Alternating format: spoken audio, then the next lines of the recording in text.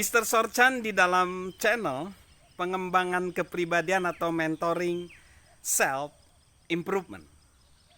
Konteks besar kita adalah menjadi pribadi yang berhasil, yang sukses. Itu adalah pribadi yang lebih dari sekadar mengandalkan talenta. Ke dalam talenta perlu ditambahkan, perlu menjadi pribadi bertalenta plus. Nah sekarang ke dalam talenta dipluskan apa? Ditambahkan apa? Ditambahkan kegigihan. Kenapa kegigihan perlu ditambahkan ke dalam talenta? Karena kegigihan menopang talenta. Kegigihan dapat menopang talenta. Berbicara kegigihan ini sebenarnya beda dengan talenta. Dan kegigihan ini bukan persoalan waktu. Bukan. Kegigihan itu sebenarnya lebih tepatnya adalah persoalan tentang penyelesaian, eksekusi. Talenta memberi kepada kita harapan bagi pencapaian. Namun, kegigihanlah yang menjamin pencapaian tersebut berhasil. Itu diperkuat dengan Noel Coward, seorang dramawan yang berkomentar gini, ribuan orang memiliki talenta. Saya mungkin memberikan ucapan selamat kepada Anda karena Anda memiliki kemampuan. Satu-satunya hal yang perlu diperhitungkan adalah apakah Anda memiliki daya tahan. Seberapa besar talenta yang dimiliki seseorang, tidak akan ada kesuksesan yang tercapai kalau tanpa kegigihan. Jago penerbangan di Perang Dunia I, Eddie Rickenbacker berkata demikian, saya dapat memberikan rumus 6 kata untuk merengkuh kesuksesan.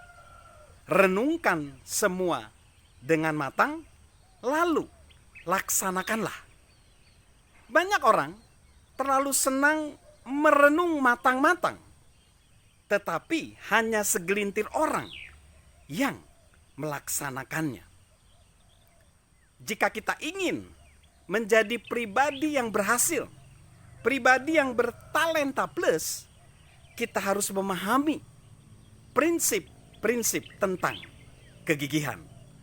Yang pertama, kegigihan berarti kesuksesan karena kita bertekad, bukan karena ditakdirkan ketika kita meraih sesuatu. Kegigihan berarti adalah kesuksesan karena kita bertekad, bukan karena ditakdirkan di dalam meraih sesuatu.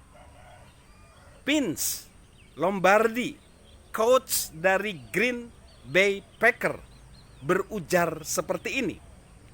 Perbedaan antara orang sukses dengan orang lain bukan karena kurangnya kekuatan atau pengetahuan, melainkan karena kurangnya tekad.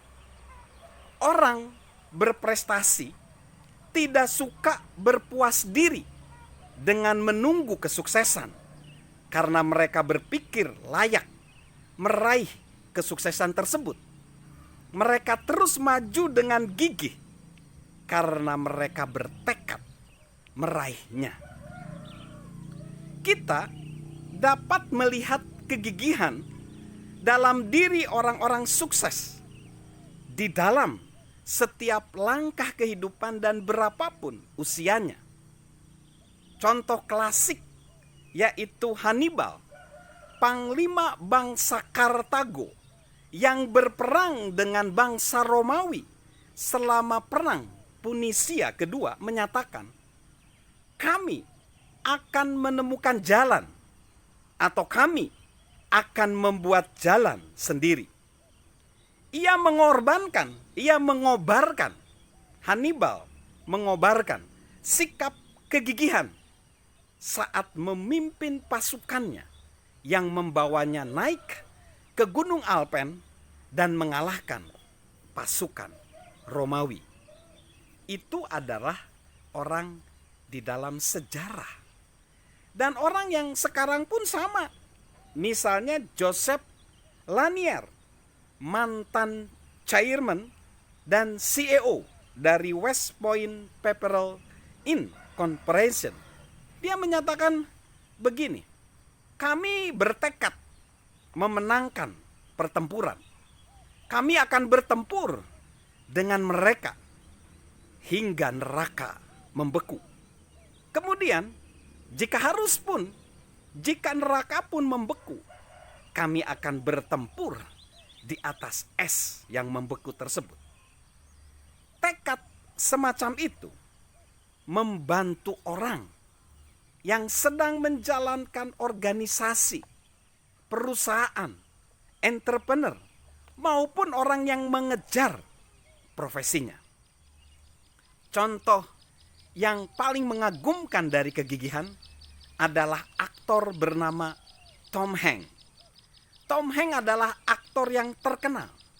Dia sudah membintangi layar lebar, baik yang bergenre komedi, horor, laga, komedi romantis, fantasi, dan misteri. Dari film berjudul Sleepless in Seattle, Forrest Gump, dan Toy Story, sampai Apollo 13, Saving Private Ryan, dan Philadelphia. Film-filmnya telah menerima pujian sekaligus kritik. Bahkan Tom Hanks disebut sebagai legendaris seperti Jimmy Stewart. Hingga awal tahun 2006, film-film yang dibintanginya membukukan penjualan lebih daripada 3 miliar US dollar. Ia juga memperluas upayanya dengan coba menulis skenario, menyutradarai dan memproduksi film sendiri. Aktor mana yang tidak mengidam-idamkan karir seperti Tom Hanks?